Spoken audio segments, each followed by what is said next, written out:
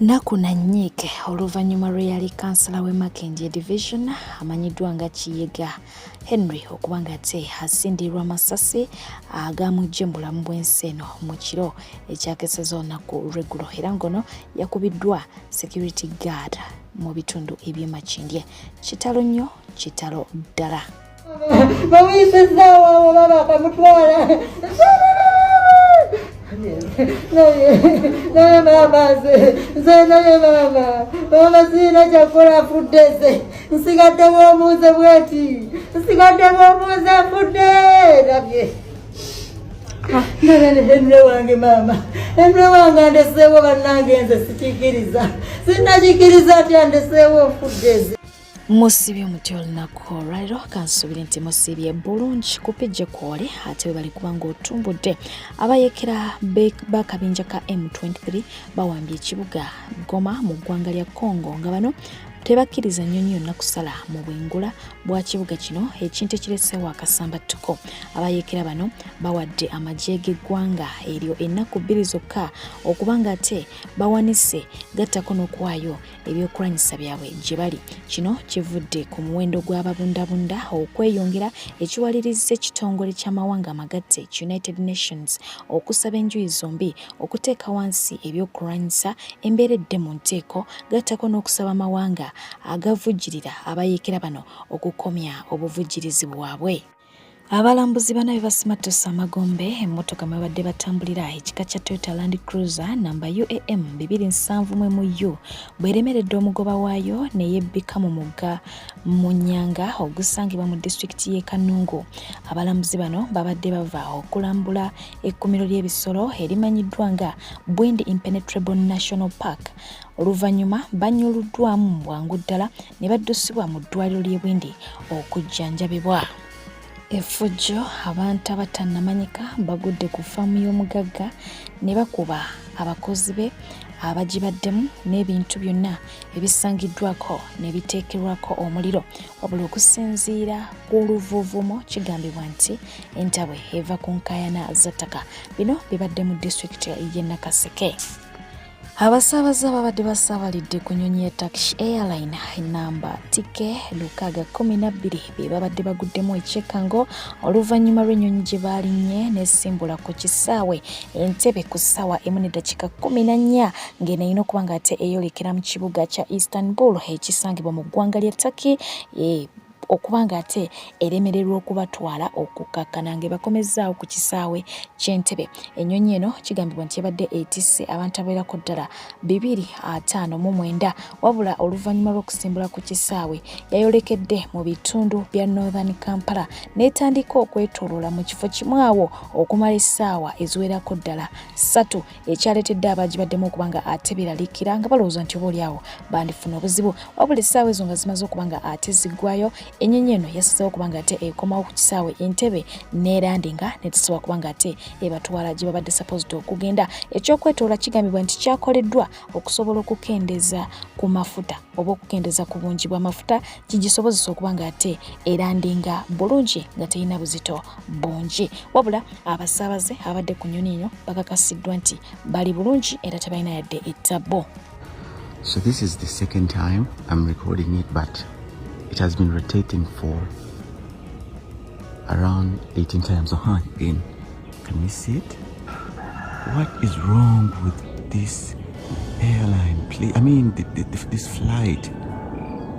It came from Kigali to Entebbe. It loaded passengers, and now on its way to Istanbul, failed to go. It's been rotating. I really want to understand what's going on, and I pray for the passengers in this flight. I'm glad I'm not in it. Because imagine rotating for hours and hours. What could be in the minds of the cabin crew?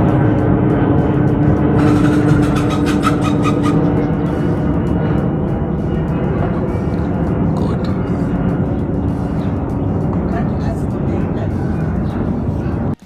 n'ababadde ku ground we yabadde yeetoololera mu bbanga awo basigadde ng'ate nabo bali ku bunkenke nga boolengedde weewaawo y'omubaka amanyiddwa nga Honorable Muhammad Nsereko oluvannyuma lw'ebibuuzo okudda eby'ekibiina ekyomusanvu yavuddeyo n'abakubi yeeyogedde era nga bino bye bimu ku byabadde ebigambo bye. Abaana okutuuka waggulu university education naye ejja kubeera regulated. Teri kusasuza mwana sente zisukka mitwalo 2 semester. Emitwalo aga zino universities ezisinga public universities emitwalo 2 gamala. Tugenda ku adoptinga style ya Abafaransa ya Abagerman nga tugenda nearly ku kintu ky'okugamba nti education is completely free. Kubanga omuntu ono gwe tutraininga human resource egenda okuleeta sente mu ggwanga ng'atajjaawo omusolo. University education is completely subsidized. Toyinza kufuna mwana yafunye S3 n'agamba nti yalemereddwa kubanga yabadde tasobola kusoma. Omukyala Jennifer Fulufiga bw'atyo yafunyemu ku lusujjasujja era n'afunayoko ku mpiso.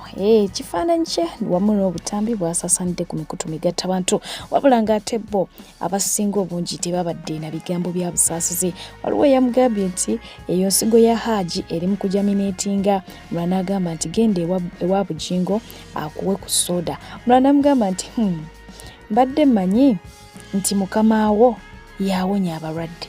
Omulala n'agamba nti embuto ento bwe zityo Haji Ali olubuto bw'atyo yakoze ki yalutaddemu. So ng'ate waliwo eyawandiise n'agamba nti agenda sisinkane mukama. Bigambo byabadde bingi naye ng'ate era gye bukedde olunaku olwaliro nga mulamu teketeke era ne live akoze wabula ng'ate ne Bajjo naye ate agudde ku ndiri. Bajjo tumanyi nti asumbuyibwa ulcers bw'ati bwe yatutegeeza naye tumulabye nga yeetaaga essaala zaffe. Akakiiko k'ebyokulondako kamaze okuba nga tekalangirira ennaku z'omwezi nga 13 February lwe bagenda okuba nga ate balonda okuba nga bajjuzaawo ekifo ky'omubaka wa Kawempe North omugenzi Muhammad Segirinya gye yali akiikirira. Weewaawo ye eyali driver we oba yali personal assistant we bw'atyo omulimu agukwasizza maanyi. Jjukira nti ono yakyusizza erinnya ne yejjako erya Alex kaakati ye Muhammad era nga ne ku posts oba posters zakubisa alaga nti erinnya lyakyuse dda. Ate ne yeewa n'ekibiina nga tebannamuwa kaadi alaga nti waki wa NUP. So kiri buli wamu atandise okuba nga akitimba mu bitundu eby'e Kawempe yeetaaga oba asaba kalulu k'Abannakawempe. Sanyu Jerere ewa Minister of Health Dr. Jane Ruth Aceng oluvannyuma lw'okuwangula African Public Health Champion of the Year 2024 Award. Yes, so ali yajaguza ate nga twajaguza oba bajaguza emyaka 39 egyamenunula oba okitegedde. Yes, omukyala amanyiddwa nga Natasha first daughter yavuddeyo n'agamba nti Mzee never really knows how to receive thanks, but today I thank him for putting everything he had on the line along with the men who caught his vision 39 years ago in faith and hope, believing that Uganda could rise from the ashes to become a beacon in Africa. Happy liberation. Awo nno ne wabaawo n'akatambi ke baatukoledde ne batugeerayokko ne ku lugero bonga Abaganda. So, I'm always asking questions. I'm usually asking questions and making jokes, but today I have a small statement to make. That since 1986, I've done some little research. Since 1986, the population has increased from 14.7 to 46, I think, in 2024. Wow.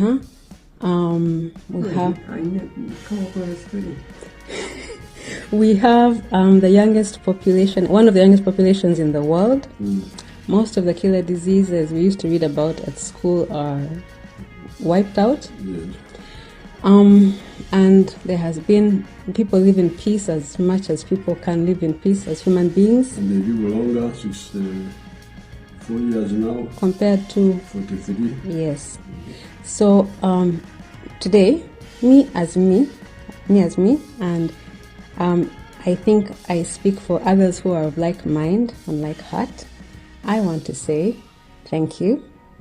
Thank you to you, Daddy. And thank you to those who went with you all those years ago, who caught your vision. Thank you for your courage. Thank you for your steadfastness and your devotion and your kindness. I wanted to just say thank you. Thank you. You passed the test. Oh. Kubanga for Uganda tugamba. Ntentasima ebolajibwa. I don't know what that means. The one who doesn't thank will never get people who give him more. Oh. Ntentasima ebolwa ajibwa. Okay. Now you have Sima. I wanted to say a thank you from my heart. I believe I'm not alone. To say thank you to you, Ginga, to you, Mommy, for walking steadfastly with Daddy all these years, faithfully carrying him with your prayers and many of us. So I really just wanted to say thank you and happy Liberation Day. Thank you. Thank you. That is finished. So ng'ate yo mukulu amanyiddwa nga Sanya n'asembyeyo mubalagako ng'ali ku boda akakalabya mirimu gye era nga n'abasabaze badde alina wabula gye bwakeeredde omukulu ono ng'ali mu maziga agamba nti pikipiki ye myepoteya bw'atyo akabira omukulu amanyiddwa nga Robert Kyagulanyi Ssentamu amusaasira azzeewo piki ye asobole okuba ng'ate akakalabya emirimu gye. Aginziriza nsaba Bobi Wine onyambe ongulireyo pikipiki ongulireyo boda nvuge bansanga ne piki yange naye nga kati mbonaabona sirina mulimu enyumba bammanja nsaba executive nsaba Joel Enyonyi nsaba David Lewis Lubongoya nsaba mobilizer wa Nuupu chairman Nyanzi na bonna abasobola okunyambako banyambe bangulireyo boda ntandike nkole nkyusa obulamu bwange nalina pikipiki yange tebaginziriza naye teri kisinga kunnuma ng'abasajja abaali badde balina okunyamba tebanyamba nakabirira Bobi Wine anyambe naye naye yennyini tanyambye mukabirira omulanga mukwano gwange Kyagulanyi tolina kwerabira binayitamu ye nali mu kkomera nga So ng'ate yo mukulu amanyiddwa nga Kapere okuva lwe yava Dubai enjiri y'enkyukakyuka agikwasizza maanyi era ngono yayiseeko mu bantu b'ennamawojjolo bw'atyo n'abaka ekigambo ky'enkyukakyuka ky'abaliisa. Kyembuuddamu ab'ennamawojjolo abatunda ebyokulya n'ebyokunywa mwagala okubeera mu mbeera eno oba mwagala okukyukako? Mukyagala okukyukako oba kakati omukulembeze yagala enkoko enkoko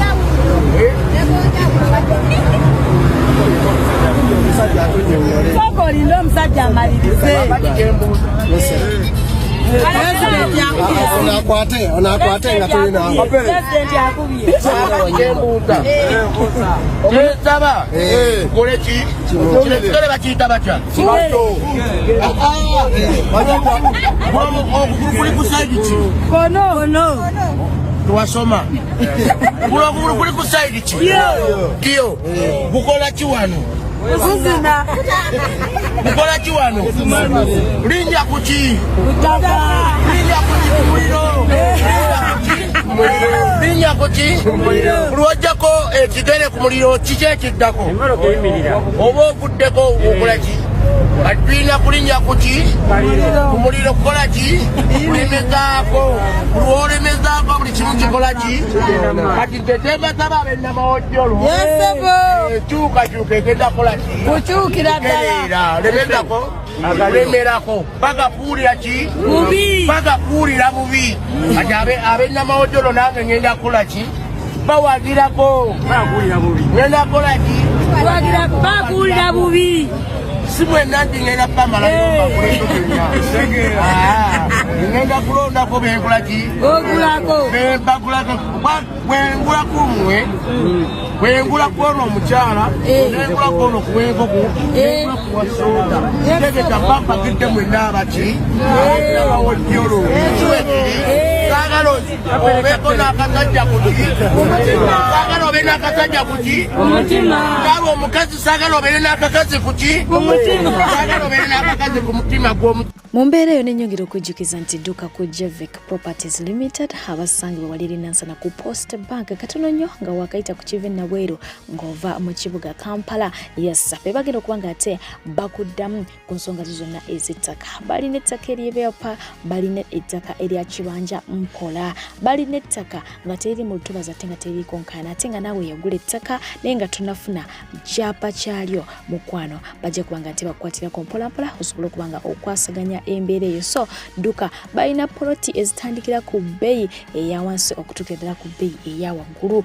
ne bw'oba weetaaga eka mukwano bano bagikufunira. So genda obeere nga ate owona ki owona obupangisa mu ngeri yemu n'enkujjukiza nti aba Molden International Labour Consultants yes balina opportunities mu kadde kano eziwerako ddala ez'okutwala emitala w'amayanja mu nsinga Jordan, Kuwait, Bahrain, Saudi Arabia wamu ne UAE obeere nga ate weefunira ku mirimu egy'enjawulo. Batwala ba security guards, ba cleaners, ba waiters ne ba waitresses wamu ne ba maids. So gendayo obeere nga ate nabo obakwasaganya nagamba nti abo bali wali eri namuŋoona enamba zaabwe bonna ku screen kweziri bulambalamba ojja kuba nga ate obafuna tojja kuba nga wejjusa beeyi mugiteesezaako eyo ate ne saale gw'ofuna singa oba obatuukiridde. Naye ng'ate ye mutabani wa Bebe Cool amanyiddwa nga Alpha yes bw'atyo alekulidde ttiimu ya Express FC n'aba ng'ate asayiningibwa ne ttiimu ya NECFC okitegeera. So mumuyozeeyoze bambi naye nga ye Britney Cole atandise emirimu gye mu butongole jjukira nti ono omukulu amanyiddwa nga Balamu ng'oyo no minisita w'abaana n'abavubuka yamuwa omulimu gw'obwambasada w'abaana. So bw'atyo yatandikidde era nga yatandikidde mu ki mu kyaki. Haji ye akyattunka n'emisango gye era ng'ono olunaku olwaleero akiiseko mu kkooti ne looya we Honorable Muhammad Nsereko wabula ng'ate bategeezeddwa okuddayo mu kkooti ennaku z'omwezi nga 24 February basobole okuba ng'ate bongera obbitunulamu. Ate nga yeerinda ddane atongedde obufaananyi obulala ba social media in-laws ne balaga obweraliikirivu bw'amaanyi nnyo nga bagamba kiki ekirya Linda Ddane ki ekimumalawo ffe twagala oli eyaliko weight oba okitegeera naye nga jjukira nti yavaayo n'approving ensi nti talina kimuluma era n'akebera n'akawuka ka mukenenya abamu ke baali bagamba mukamutwalaganya live ku mpewo n'abakakasa nti takalina. Weewaawo oluvannyuma lw'ebigambo ebingi okuba nga tebiitingana omukyala amanyiddwa nga Zuwena mukyala wa Bebe Cool avuddeyo n'agenda maaso okuba nga ate abagamba can you leave people muve ku bantu let people be okitegeera n'agamba omuntu tolina kubanga omubuuza lwaki okozza oba omwogera kubanga tomanyi biki abantu bye bayitamu bye batagenda kujja ate bakole ki babannyonnyole. So mu ngeri nnyangu abantu bayita mu bintu bingi ebya stressinga ne bakugga so mulekeraawo kubanga mukola ki mumubuuza. Yo omukyala amanyiddwa nga Halima Namakula yes bw'atyo naye alangiridde nti mu July ajja kubaayo n'ekivulu awo ku Serena Hotel. So mumulindirire ebyamukulumu ne Rwagade mwalabye nga bwe byakoze ki bwe byatambudde.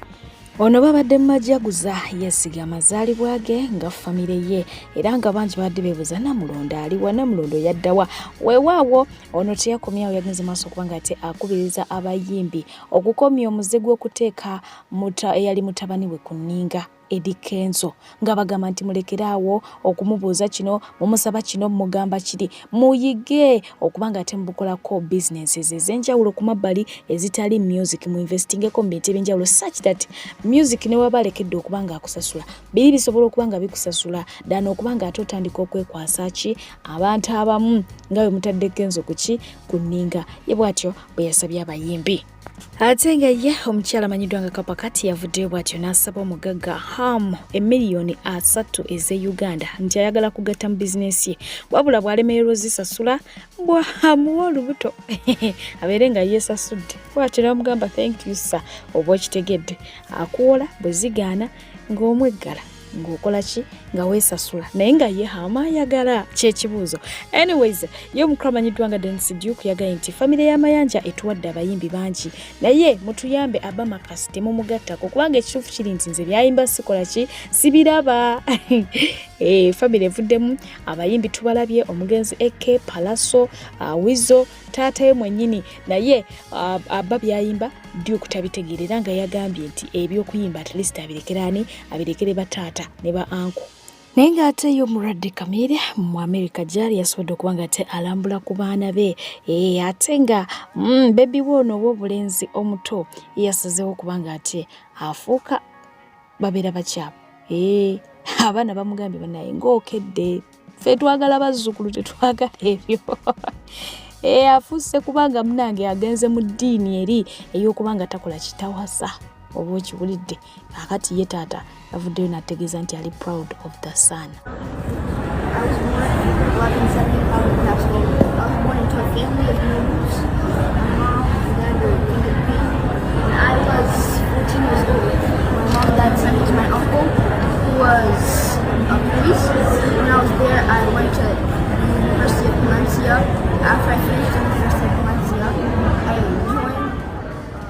Olunaku olwaleero mazaalibwa ga baby girl amanyiddwa nga Rita gwe kasitolengera mu comment section gwe bayita Rita.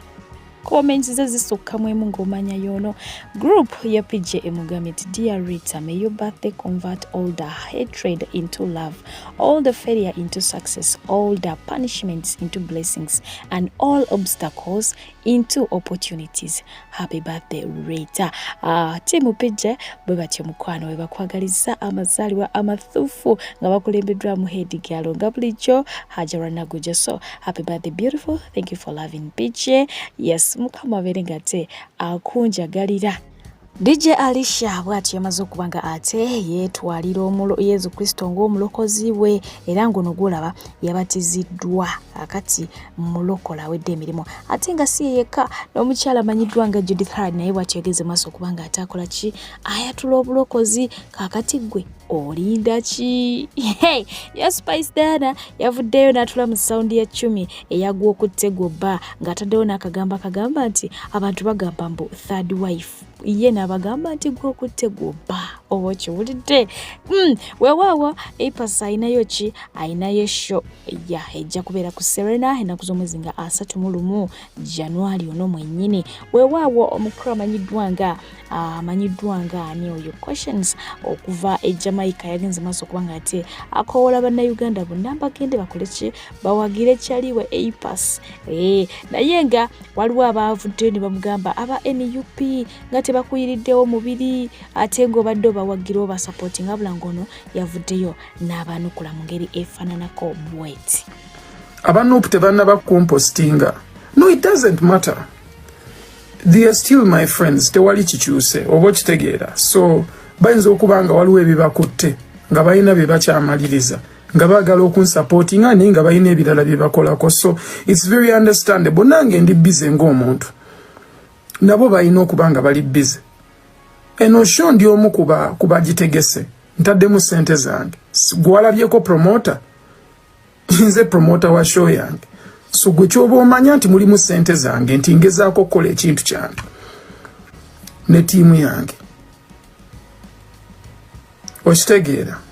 So bingi ebindiko nange ng'omuntu okugezaako okukola ekintu ekirungi. Onfuna bulungi. So ndi mu kupushinga. So bonna omuntu wanaaba asoboledde okumpostinga kyaba asobodde. Oba asobodde kumpostinga leero oba nkya oba ddi kasita abanga mpadde support ye. Ffe tusiima. Abazadde kambanjulire Ibn Ryan Junior School somero lya Dana Boarding ate nga ly'abawala n'abalenzi liri ku musingi gwa Buyisiraamu wabula nga baaniriza enzikiriza zonna balina abasomesa abatendeke abaabangulwa okulera wamu n'okusomesa abaana balina school van ezireeta abaana abava ewaka ate nga balina ebisulo ebiyoyofu ebiyonjo okukamala gattako ne bametron abamanyi okulabirira abaana basomesa ebintu eby'enjawulo omuli okuwuga okusamba omupiira okusuna ennanga okusuna sinagita ate nga n'aba scout tebabeera biddeyo. Bano basangibwa wali e Mayabukomi kilomita 14 okuva ku luguudo lw'e Kampala okudda e Masaka. Ate nga registration agenda maaso abeetaaze bakubire ku namba zaabwe z'essimu 0782 79 49 22 oba 0704 25 oba 0774 25 000 beboka abajja okubangula omwana wo.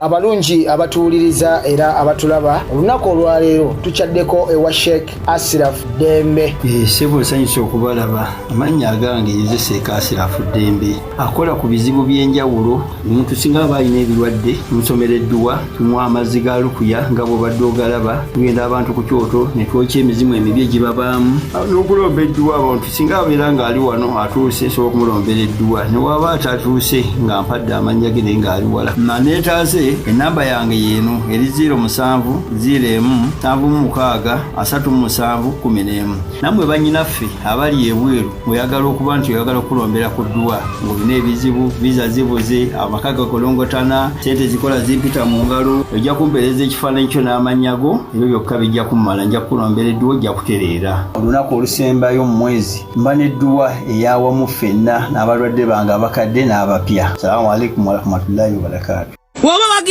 wagira nupu please. Mfumo yewe kufutia nk'abantu okulima ngambuza ni muyimbi nyimba eno no galike mimwa sije migaze miwanvu sigwa kasi ufenya akatalaga henati watunulanga bine bima sesanga gundi Mustafa byalonde bino sikulapa muve kuba nupu mubaleke bayine biziba bibamala mubaleke babenunule bwaba wachiriwo kyogereko nganza wala bantu kibaddewo kino n'okyogerako na kino kibadde naye gwa buli lwafuna era ng'oyagala teko gikozesa nnyo ng'oyagala kwogerako oyina kabampaana w'ekisulu n'akajanjo obanga buno obugeregere weesera obanga katogo naye omwana ajja kuzina amatako ekyo nkikulaalika. Abaana ba nuupu bajja kukuzina amatako bajja kukukola ekintu kyakubamanyiira. Lekera awo buli kaseera olufuna misunderstanding wa erazo yagala kudda mawulire oba wana mwakola akayimba ne bano simanyi bano ba life fair yabale mwensi musimanyi balimba balita batya musimanyi ogona musimanyi bayimba batya ono mwe